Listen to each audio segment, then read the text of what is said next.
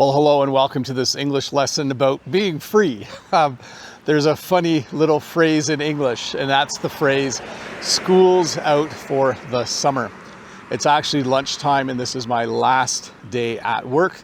And then I have a few weeks off before school starts again in September. For those of you that don't know, I am actually a high school teacher, and I do have the very, very cool benefit of having the summer off. So school's out for the summer. Another phrase I might use to describe this situation is that I am free as a bird. If you ever go outside and if you see a bird, the bird is free to go wherever they want. And for a few weeks, I will now be free as a bird. I can do whatever I want every day, unless of course Jen has some chores for me to do on the farm, or if there's other things I should be working on, like making YouTube lessons for you guys.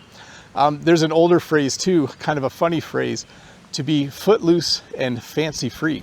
I haven't heard that one for a while, but if you can imagine in your head someone being footloose and fancy free, it brings about an image of someone who is extremely relaxed and just enjoying their life. So I would say this though, I can certainly feel like there is a weight off my shoulders right now. In English, when you say that there is a weight off your shoulders, it's as if you were carrying something and now you no longer are, and you're just enjoying life. And I certainly need time to unwind. When you're working during the school year or when you're working at your job, it can be stressful and you can feel very, very tense. And so we have this English phrase, take time to unwind, or have time to unwind, where you're just spending time becoming less stressful, less stressed, de-stressing a little bit. And it's a time to recharge your batteries. If you think about your phone, when the battery's almost dead, it's like the phone doesn't have a lot of energy. So people as well can feel that.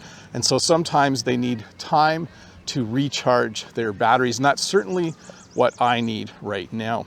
And I'm going to do two things. I'm going to take it easy. I'm going to kick back. Actually three things. And I'm going to put my feet up.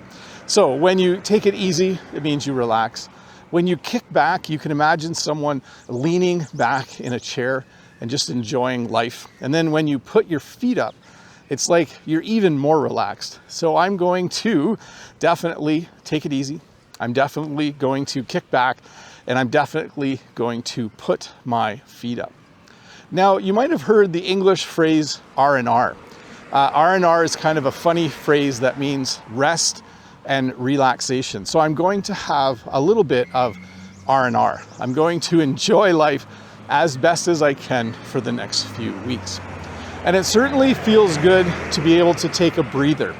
When you run for a long time and stop, you have to stop and breathe.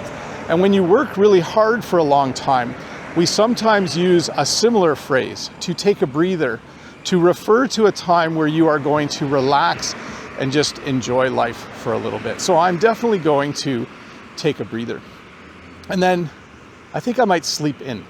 I don't sleep in very often. I've been setting my alarm for 6:15 every morning, sometimes 6:30 for a very long time. But now I can just sleep and get up whenever I want.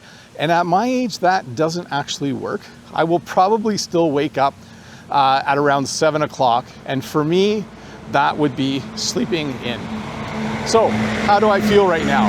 I don't have a care in the world. There's another English phrase for you.